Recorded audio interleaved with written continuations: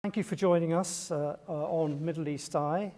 It's our pleasure today to be speaking with the Prime Minister of Pakistan, Imran Khan.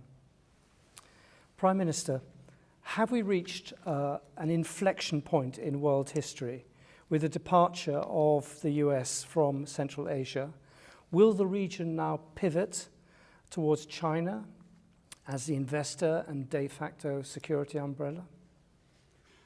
David, it's too early to say, right now, events in Afghanistan are still evolving. People like us don't know where it's going to go. But the US presence no longer there. There's obviously going to be a vacuum. Who's going to fill it? China is obviously the emerging power. But the way we look at it is that, and having spoken to all the regional countries surrounding Afghanistan, everyone thinks that this is a great opportunity because Afghanistan is the trade corridor between all our countries.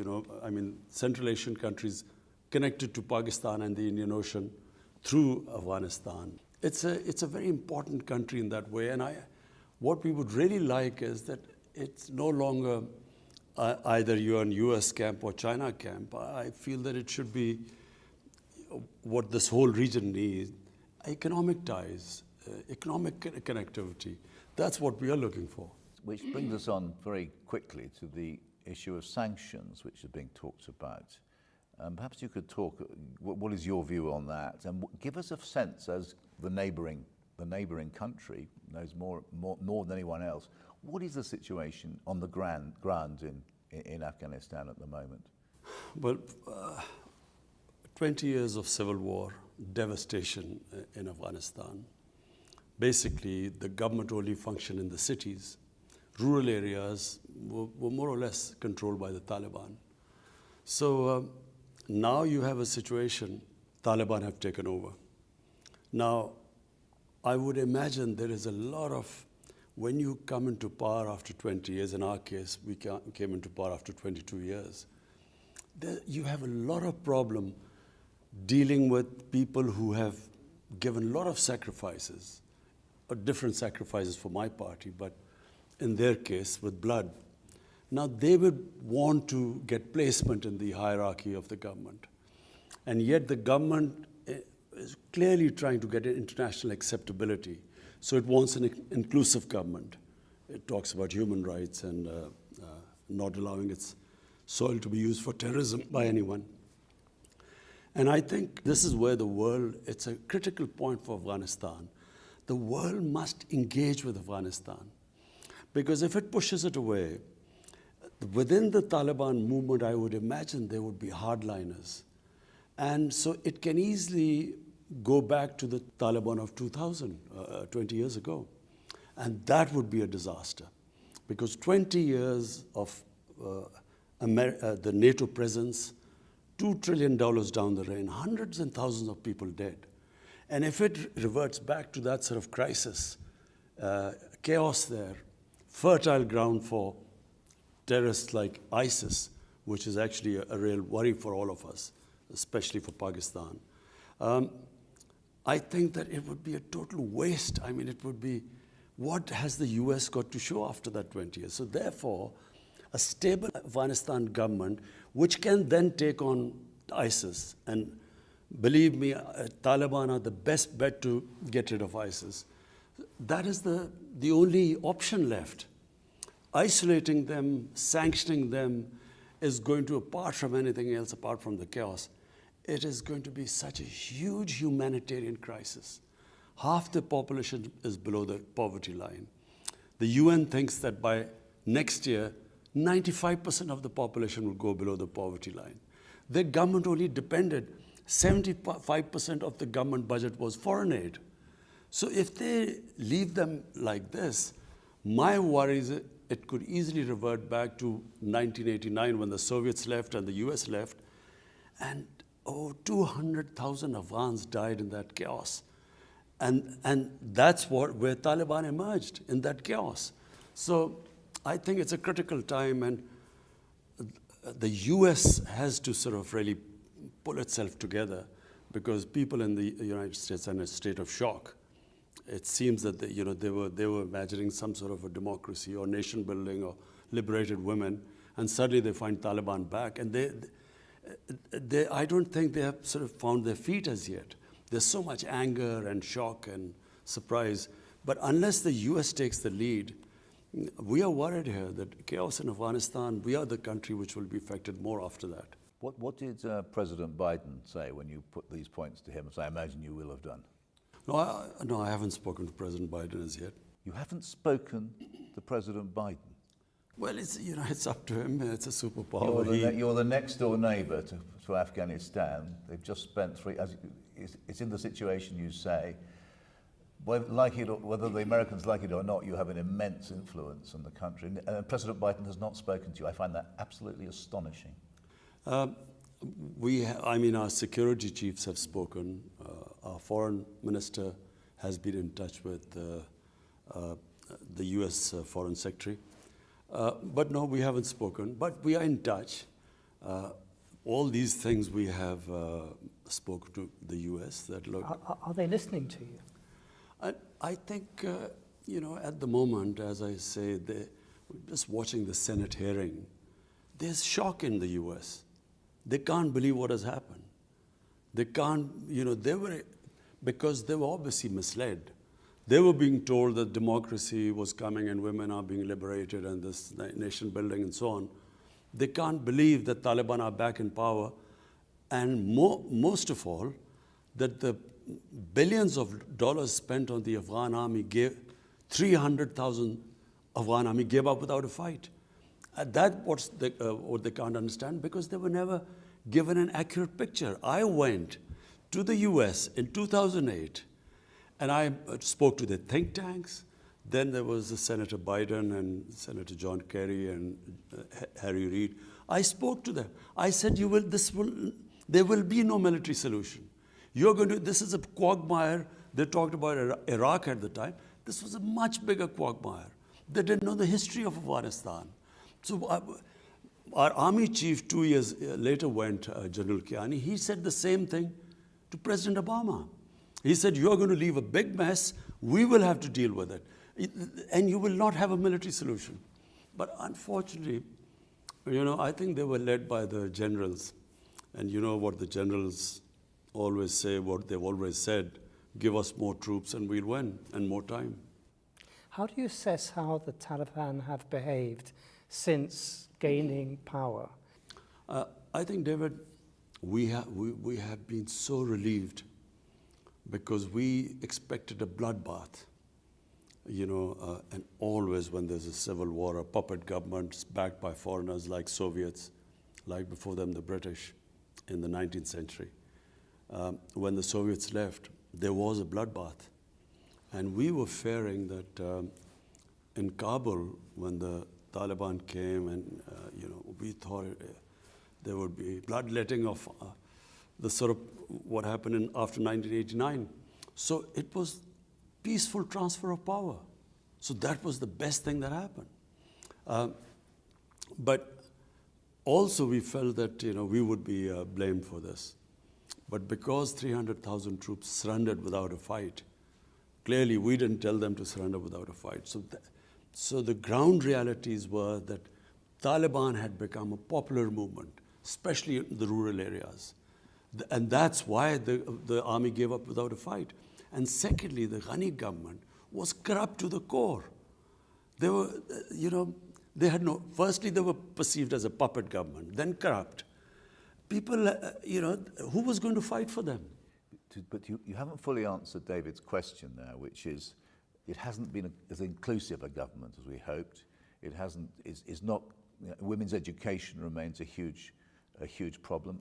I mean, the future of women's cricket in Afghanistan, that lovely success story of Afghan cricket, and yet women's cricket doesn't seem to have a role to it. I mean, these are very serious things, and these are being watched in the West, because people are saying. I mean, it's been weaponized, if you like, but it's also true, isn't it, that if you are an Afghan woman, your rights have gone back 10 years, 20 years. Two things separately. Number one, is it an inclusive government? Not right now, but Taliban have so far stated that it's a transitory government and they want to include other people. What they have stated is that they will not include anyone from the former regime of Ghani. And really, they need an inclusive government because Afghanistan is a diverse society. It has mainly Pashtun, 50%, then there's huge Tajik minority. And I have tried my best with the Tajikistan president somehow to get them together. Then there are Uzbeks there, and Uzbekistan is trying to sort of get them together. So the neighbors are interested that they all form an inclusive government, so it's a stable government. About women's, please remember, Kabul, the women always had, the culture in Kabul for women was different to the rural areas. In the rural areas, women's lives hasn't changed. This is how they lived, it's a culture. It'll probably take time to evolve. The main issues in Kabul itself. And Kabul, if you went there 50 years ago, the Kabul culture was different to the rest. Now, my contention is that rather than forcing Taliban, to do this and include so and give the women, they have said that they will give women education. They have said that they will allow them to go to jobs. In the Islamic culture, I don't think they should be pushed to the point where there is clearly within the Taliban sort of the ground soldiers, who have a certain concept. You don't want to push them to a point because they don't have such clear leadership who can order them. And so I would imagine they would have problems from within. So give them time. They have made the right statements. We have no other option. What else are we going to do? If we sanction them, there's going to be the biggest humanitarian crisis in Afghanistan. Chaos there. So the best is to incentivize them to walk the talk, what they're saying, incentivize them.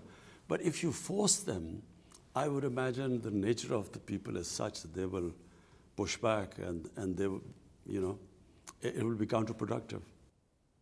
Can I move on to the Pakistan Taliban, the TTP? I mean, on the flight over, I was rereading your wonderful book you wrote 7 or 8 years ago, Pakistan, in which you made the observation that once the Americans left, that was basically the cause of the instability, and then things would settle down naturally. The Americans have left, but have they settled down naturally? The TTP is a problem in Pakistan now, isn't it? It hasn't been solved by the departure of the Americans. Well, let's put it in perspective. What was TTP? TTP were Pashtuns along on the Pakistan side of the border. Just for the viewers, Taliban is a Pashtun movement. There are about 45 to 50% Pashtuns in Afghanistan. On the Pakistan side of the Durand Line, which was made by the British, are twice as many Pashtuns. But what is called the tribal area was the border area on the other side of Afghanistan. There were the Pashtun tribes, and there was actually no border. The Durand Line was never accepted. They used to move back and forth. Now we have fenced the border, but there was nothing there. Now, when the US invaded Afghanistan, they removed the Taliban. The Pashtuns on this side were completely sympathetic with the Pashtuns, not because of the religious ideology, but because of Pashtun ethnicity and nationality, which is very strong. So they turned against Pakistan. When we became an ally of the US, they called us collaborators, and they then started attacking the Pakistan state and started calling themselves Pakistani Taliban, which we hadn't had before we joined the alliance. So at one point, there were 50 different groups called themselves Taliban attacking us. There were 16,000 terrorist attacks inside Pakistan. 80,000 Pakistanis died. So as the American footprint decreased, so did this movement. The motivation went down because no longer were we collaborators. And now, clearly, we are no longer collaborators because there's We are not, allying ourselves with with anyone which is fighting the Pashtuns. So the motivation has gone down. Now we are trying to talk to those who can be reconciled because it's from a position of strength. I always believe, all insurgencies eventually end up on the dialogue table, like the IRA, for instance. So now, from a position of strength, we want to talk to them. Because in Afghanistan, the Afghan Taliban have assured us they will not allow them to attack us from Afghanistan side, which the previous government did. RAW, which was the Indian agency aligned with the Afghan intelligence agencies, they helped them conduct attacks. One was the biggest attack against the Chinese nationals here. So now, because the Taliban won't allow them, we now have talked to them who we can reconcile and give up their arms and live as normal citizens. So that's what we're trying. And the ones who, then obviously the government will take action.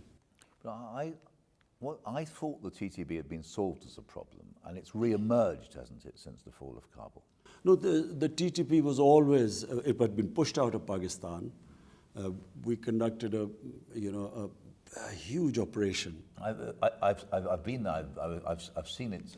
In North Waziristan. And I very much remember presenting a wreath to the 5,000 or more martyrs who fought in that terrible conflict.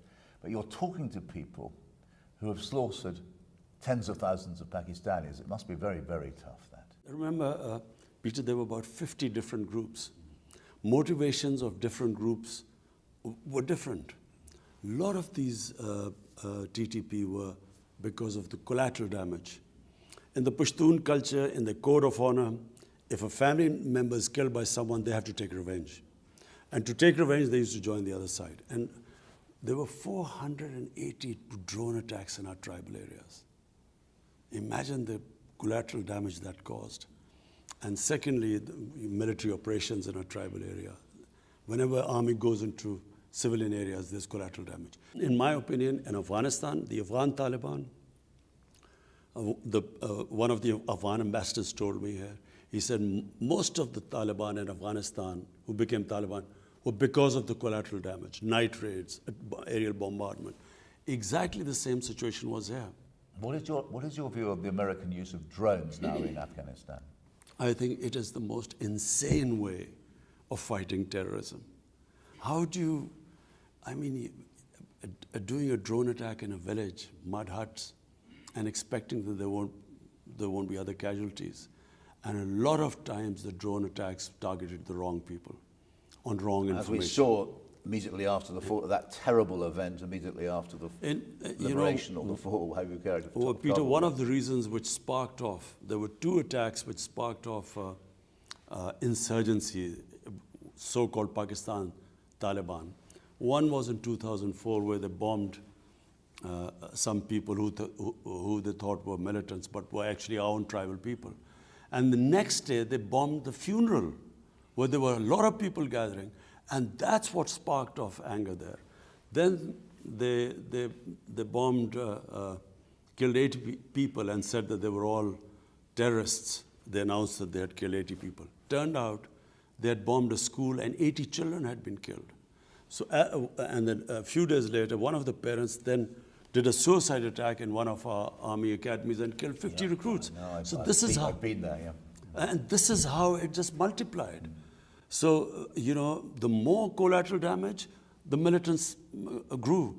And exactly same thing happening, night raids, humiliations, going into people's houses, not knowing their culture, and then aerial bombardment. So the Americans say to you, can we have a base in Pakistan to launch attacks on ISIS? What will you say? I think that they don't need a base here because we do not want to be part of a conflict again. Pakistan was the biggest collateral damage of Afghanistan. By joining the US, no country paid such a heavy price as us. 80,000 Pakistanis died. Our economy was devastated. $150 billion lost to the economy. It was called the most dangerous place in the world. Cricket teams refused. Investors refused to come. our currency lost half its value by 2008. So 3.5 million people internally displaced. We suffered because of that. And then rather than being appreciation for this, a country which had nothing to do with 9/11, which paid such a heavy price, we were actually scapegoated. Even now in the Senate hearing, they talk about Pakistani safe havens. There were 480 drone attacks. I mean, they see everything. They even spotted vehicles down there. How would they not spot these safe havens? So, I thought we were very unfairly scapegoated for, what was obviously clearly a big failure in Afghanistan. What role do you expect China to play in Afghanistan, and how would you typify Pakistan's relationship with China now? David, the Pakistan-China relationship is 70 years old. And it is probably one relationship which has stood the test of time. I mean, in all our ups and downs, China stood with us. In all different, when I'm talking about these drone attacks and the terrorism in Pakistan because we joined the US, I mean, our economy, our debt in 10 years, 2000 to 2018, it went up 4 times. From the total debt accumulated till 2008. In the next 10 years, it went up 10 times. So who was the country that came to help? We were going belly up. It was China who helped us. And so therefore, our relationship in that sense, people remember, you always remember those who helped you in your difficult times. It does. Why, the Uyghurs, I mean, there's no question that you are a senior Muslim leader, global, and you have been silent about what, at the very least, is a serious suppression of a Muslim minority in a neighboring country. Why is that? You see, Peter, I find these selective pronouncements on human rights, I think it is so immoral. Now, China is one neighbor, the other neighbor is India. In Kashmir, there are 900,000 troops who've put 8 million Kashmiris in an open prison. They have over 100,000 Kashmiris have died since 1989. The way what they are doing in Kashmir right now, and the UN reports saying what they are doing. Not one word of criticism in India, not just that, what they're doing to the minorities in India, to the Muslims in India, Muslims in Assam, the laws they have passed. It's a total racist government. Now, what I find so... Now we're going to come... Kashmir is a very serious subject. We really want to come on to that. But no, but Peter, I'm following from there. Now, they want us to criticize what's happening to the Uyghurs. We have spoken to China. The Chinese are given an explanation what is happening there. And our relationship with China is such that we have an understanding that between us, we will talk to each other, but behind closed doors, because that's their nature, their culture. We do not talk about it in public. But in public, all I want to say is that why is there not such indignance about what is happening in Kashmir by the same countries that want us to talk about the Uyghurs? And my second point is Peter, that there's the whole Muslim world is in turmoil. You go on from Syria to Yemen to everywhere, the Muslims dying. We, as a government, decided that our main focus right now should be a disputed territory between Pakistan and India, where all these human rights violations are taking place. Let the world take notice of that first, then we will talk about other violations of human rights. On Kashmir, the world seems to regard Kashmir as a Pakistan national interest. And you regard this as above all, as a human rights issue. How can you separate the two agendas and get the world to focus on what's actually happening in India-controlled Kashmir? You see, David, Kashmir was a disputed territory between Pakistan and India, and this was confirmed by 2 United Nations Security Council resolutions, which said that the people of Kashmir will be allowed through a plebiscite under the UN auspices to decide whether they want to be part of India or Pakistan. Now that right was never given to them. But worse, in 2019, 5th August, they had the special status until this right of self-determination was given to them. They took away the special status. And they clamped down on them by sending these 90,000 troops there. And basically, Kashmir is an open prison. Now, our problem is that we are not now talking about it as a territorial issue. We are simply talking that allow the Kashmiris, and we in Pakistan have given them the other option. They don't have to come either to Pakistan or India, just their right, democratic right, if they want to be an independent country. So this is where it is. India, clearly the ball lies in Indian court. What do they do now? They cannot indefinitely have put these people in an open prison. Because having taken this step, I don't know what they expected. They are now trying to change the demography of Kashmir by bringing settlers from outside, which was also in the constitution provision prevented this from happening, that settlers would not be allowed to settle in Kashmir. And then the Geneva Convention, it states clearly that you cannot change the demography of an occupied country. You know, until that status is clear whether they're part of India, you can't change the demography. So they are actually trying to convert them from Muslim majority to a minority. How dangerous a situation? It's been rather forgotten because so much else has been going on. But how here we have 2 nuclear powers at odds with each other, and there's fighting almost all the time, isn't there, at a low level? You know, how dangerous a situation is Kashmir? Peter, if you look at the flashpoints, probably the nuclear flashpoint right now in the world is Pakistan, India. Because nowhere else is there such a situation where there are 2 nuclear-armed countries who've had 3 wars before they were nuclear-armed. So we haven't had a war since then because of the deterrent. I think as a 13-year-old, you wanted to join up, didn't you, in 1960? I still remember. 65, yeah. I still remember that. But I feel that, you know, we had this little skirmish when there was a suicide bomb which went off in Kashmir. Indian soldiers were killed, and they blamed us.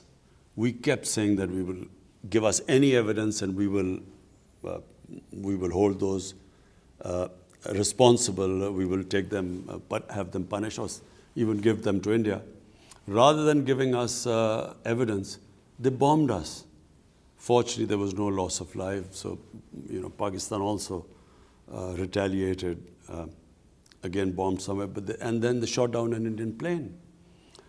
So in that situation, I mean, I as a chief executive felt it could have gone anywhere. We immediately returned the pilot, you know, was shot down to cool down things, because once 2 nuclear-armed countries get into the situation like we did, it can go anywhere. So I think I actually addressed the United Nations too, and told them that, look, you came into being to stop this sort of thing. There's an unresolved issue. It's your own Security Council resolution. In East Timor, the people were given the right. They passed a resolution. They were given a right to decide the destiny, plebiscite. They became independent. Why not Kashmir? And unfortunately, it's because of once, you know, if you're big enough, you have a huge market for other goods, that gives you the leverage actually to get away with, you know, which East Timor could not get away with. Can I ask you, all this seems incredibly familiar to Palestinians, what's happening to Indian-controlled Kashmir. It's almost as if Israel has given India the template, although that's probably a very crude way of putting it. But how dangerous is the liaison between Israel and India right now? I feel that, well, they are very close, you know. I mean, should we read anything into it that Narendra Modi visits Israel and then he comes back and clamps down on Kashmir and, you know, the events of 5th August 2019, do we think that he got his instruction from there? Because that's what Israel has done. They have just built such a strong security apparatus and they just crush anything. They will send people in, they will kill, assassinate, and then they have total immunity. They, you know, whatever the United Nations General Assembly says, they have complete confidence in the veto power which the US has in the Security Council. So they get away with anything. And I feel that India feels, because now it is being used, or it is considered a bulwark against China, they are now part of the Quad. I feel it's the same thing. India can get away with anything. My whole point is that when they ask us to comment on human rights elsewhere, the worst human rights violation is in Kashmir. Nowhere, maybe in Israel, but nowhere are things as bad as they are in Kashmir. Were you pressurized by any Gulf country to recognize Israel? No, we weren't. No one pressurized us. In any case, I mean, Pakistan is a democratic country. I mean, there's no way we can take a decision without carrying our people with us. So there was no point where did someone whisper in your ear and say, why don't you join? This is the incentive for joining the Abraham Accords. No one did. I wonder if I could change the subject and quote what I think are very prescient words from your book about Islamophobia in Europe. The ascent of right-wing anti-immigration parties in Europe, the misleading and sometimes downright sensationalist reporting against Muslims in the right-wing Western media, France's ban on the burqa, and so on. Nothing's got any better, has it over the last 7 years since you wrote those words? Peter, look, the problem is, and I blame the Muslim leadership for this too. So first, why did the Muslim leadership allow terrorism and Islam to be connected? What has Islam got to do with terrorism? Just now, this Indian variant of this COVID-19 came across, devastating the world. But the Indians said, look, don't call it Indian variant, call it Delta variant. Well, quite right, because why should sort of any virus be associated with any nation? Similarly, why should terrorism be associated with any religion? No religion would promote terrorism. I mean, so after 9/11, connecting Islam and terrorism, and then saying radical Islam, you know, as if there's some radical Islam which promotes terrorism. There is only one Islam, and that is of our Prophet Muhammad, peace be upon him. In Muslim communities, like every human community, they are moderates, they are radicals, they are liberals. I mean, if I first went to Britain, when I first went there were these guys called skinheads. They would beat up people who was a Paki. They would beat them up. Imagine if I looked upon the British societies through what the skinheads were doing. You can't define a religion or a human community by just concentrating on their extremes. So these people are like, we have our fanatics, like the gunman who walks into a New Zealand walks and shoots down 50 worshippers. So when you say radical Islam, so for the man in the street in the West, how is he going to distinguish between a moderate Muslim or radical Muslim? How does he distinguish? So all Muslims become a target. This is what Islamophobia is.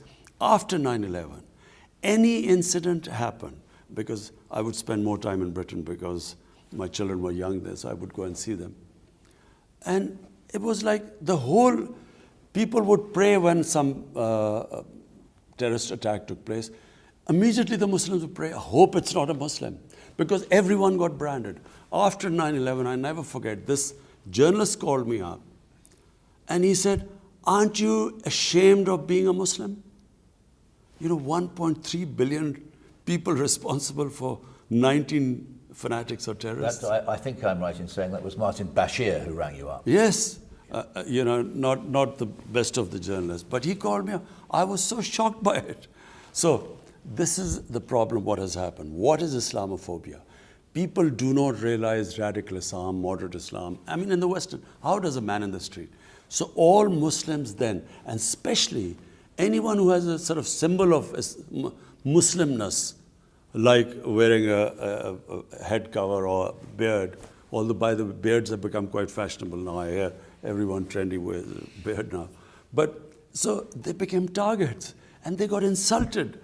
I'm not talking about people who got beaten up or, killed. I'm talking about normal people being abused in the streets in the Western countries just because they look Muslim. So I think it was very unfair. We Muslim leaders should have talked about it, de-linked Islam and terrorism. And secondly, there's this other thing which started with Salman Rushdie. People in the West do not treat religion like we do. They cannot understand the love, respect, reverence we have for our Holy Prophet, peace be upon him. People love him more than anything. Respect and love for him is paramount in our religion. I know how, religion is treated in the Western countries. When I went, there was this Monty Python's flying circus about Jesus Christ, life of Brian, and I was so shocked. I had never seen anything like that. But people in the West would say that is a difference between the Muslim world, I've heard them say, and the West, i.e. the West supports free speech and Muslims don't. And but Peter, that's what I'm trying to say. So I know the difference. I know how the West treats religion. But I also know how they live their religion and the place of the Holy Prophet. They can't understand it because of their view. So it was up to us to make them understand. That look, you can write, there's so many interpretations of the life of the Prophet, Western interpretations, no one comments on it, but don't ridiculous him, don't mock him, don't insult him, which is what Salman Rushdie did, and the West didn't realize. But what he said was the most insulting thing for Muslims. It was the most, it is the most degrading thing to the things he said about our Prophet. Therefore, it was a question of we Muslim leaders should have explained to the West that, look, just like, and I quote this, Holocaust, it caused a lot of pain to the Jewish community. So, even interpretations which do not, which are not misinterpretation of Holocaust, I mean, there are countries in Europe where there's a jail sentence for that because it causes pain to them. All I wanted them to understand is no one should be allowed to cause pain to human communities if we have to live in a sort of global village. Therefore, we Muslims must every human community must define what gives them pain. This is what gives us pain. So all you have to do is not mock and ridicule and insult our Prophet, but their interpretations. You can write history. I read his historical books all the time by the Western writers about Holy Prophet and their interpretation, which we don't agree with, but no one objects to it. But it's not just skinheads beating up Muslims, in your phrase. It is Emmanuel Macron using Islamophobia to outflank the extreme right in France. That's a big step up from what's happened before. You see, I feel that President Macron doesn't really understand, how is he going to deal with the Muslim community there. Unless he understands that, there will be this vicious cycle. There will be someone who will, again, as I said, insult our Prophet. Among the fringes, there will be an over-the-top extreme reaction, even stabbing or something. That then will raise outrage in the French society, saying, look at these people, they don't understand our freedom of expression is like a religion. They will react like that. Police will clamp down on mosques and something. They will then marginalize the Muslims more. From that marginalized community will again someone do it. So they are caught in this cycle. And to get out of it, all they have to do is, there must be an understanding that, look, if either you decide to expel all the Muslims from there like Spain did in 1492, or there must be some code of existence together. In Pakistan, we have this blasphemy law. The blasphemy law was made by the British when they were ruling India. What was the blasphemy law? That if there are 3 different human communities living in a village, previously what would happen is that someone would insult a sacred entity of the other community, there would be a riot, people would be killed. So they then said, look, this is not allowed. So instead of there being a riot, they would go to the police saying that, look, he's insulted my, and accordingly they'd act. So it was a deterrent not to insult other people. There has to be some sort of an equilibrium in the French society. Otherwise, my worry is that this cycle will keep going on and on. I know you've been very generous of our time. Can we ask 2 more questions? The first is climate change. We've got the big conference, I think it's next month in London. Will you be going? I'm planning to go. And what will be your message at this? I mean, many people say this is the last chance to save the world from some cataclysmic disaster. Do you agree with that? Peter, some of us, who've lived by nature, because I grew up, really where I lived was like a village, outdoors. It's now almost central Lahore. It is now. Zaman Park. It is. You can't sit outside it. It's like on the edge of a motorway. And then all my hobbies were, I would love trekking. Pakistan has the most beautiful trekking in the world. And then I loved this. In the winter, I loved partridge shooting, which was a beautiful time here. And so my life was outdoor. And then cricket outdoors on, beautiful grounds. People like us saw this change coming. You could see gradually the temperature getting warmer. And people in the villages, people who live by nature, also sense this. Maybe 20 years ago, you saw this happening. But the world, I think, in the last 2 years, have suddenly discovered these strange weather patterns. And countries affected, like I'm in Germany, look at what happened in Germany and so on. So, and the fires that are in California, Siberia, in Mediterranean countries. So people have begun to realize that we are really now, the human survival instinct has, I feel, kicked in. They are realizing that if we keep going at this rate, things are just going to keep getting worse. And therefore the emergency. My only worry is that the countries that are responsible for these carbon emissions are the developed industrialized countries. They are the ones who are really responsible for the high percentage of emissions. But I feel that they are making the right noises, but they are not willing to take the hard decisions because it is going to be difficult. When you change to renewables, it's going to be difficult, a little painful. Already they are talking in Europe about, the gas prices going up and so on. So I think that unless and until they walk the talk, what they are saying, they then, do it. They put their money where their mouth is. It's not going to happen because when you worry about your elections, you worry about unemployment. And with Donald Trump, he was quite forthright. He didn't even hide behind any euphemisms. For him, progress, growth rate, jobs were more important than climate. Now, unless climate becomes more important than this, I'm afraid we will have a lot of conferences, but for electoral purposes, people will make the right noises. But what do you want COP26? I think it's COP26 to do. Well, for a start, look, it has a financial cost. If you want to really make an impact, you have to spend money on that. So clearly, countries like us, we're punching above our weight. We're planting 10 billion trees in this country. 10 billion now. 10 billion. We started 1 billion. We achieved that. We planted 2.5 billion right now.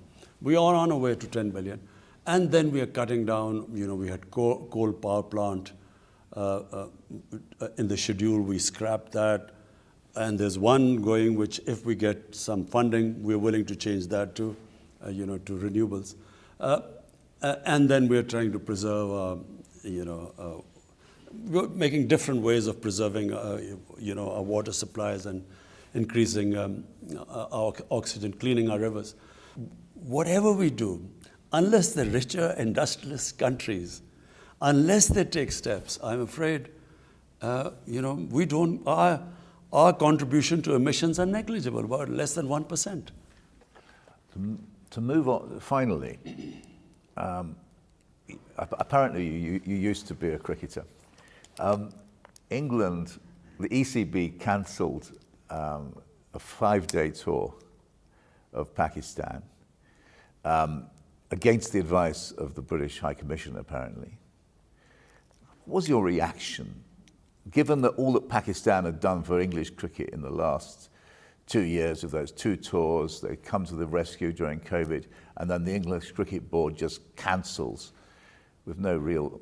what did you make of that? What message did that send? Well, I've seen the evolution of Pakistan-England cricket ties over the years and with the other countries. I think that there is this... still this feeling in England that they do a great favor to play with countries like Pakistan. One of the reasons is that obviously the money is a big player now for the players as well as for the cricket boards. Indian cricket board now is the richest cricket board in the world. The money lies in India. So India basically now controls world cricket. I mean, they do whatever they say go. No one would dare do that to India, because they know that the sums involved, India can sort of produce much more money. So therefore, I felt that I think England let itself down. I didn't criticize, I didn't say anything. But I think England let themselves down because I expected a bit more from England. I did not expect them, just unilaterally without even consulting anyone. And of course, the biggest worry of protection of the foreign teams is for us. Imagine if something happens in Pakistan to a team, we are responsible. And we have one of the best intelligence agencies in the world. So I checked thoroughly. We had completely secured everything. I mean, even the New Zealanders, they got scared and they left. But in the end, I didn't really comment on it. I think the teams let themselves down. I think New Zealand let itself down by just from the stadium cancelling a tour on something which we know was a fake news, which was initiated by some Indian through Singapore. We know that. And, they got worried and they left. And then England, without even consulting anyone, they left. I think England let themselves down. And let Pakistan down too, because it's very important, isn't it, that after the terrible events a decade ago with the Sri Lankan team, that you've had this long period of coming back to world cricket, and then suddenly at the very last minute for England to turn their back on you, it was a kick in the teeth. It was disappointing, but I think England should analyze what they've done, the England team. They should ask themselves the question, what would they think if some country did that to them? That when they were finally, and they had gone to that country in difficult times when no other team would tour, and Pakistan went to England at that time when there were COVID restrictions. And then, how would they have felt if it had happened to them? Thank you very much, Prime Minister.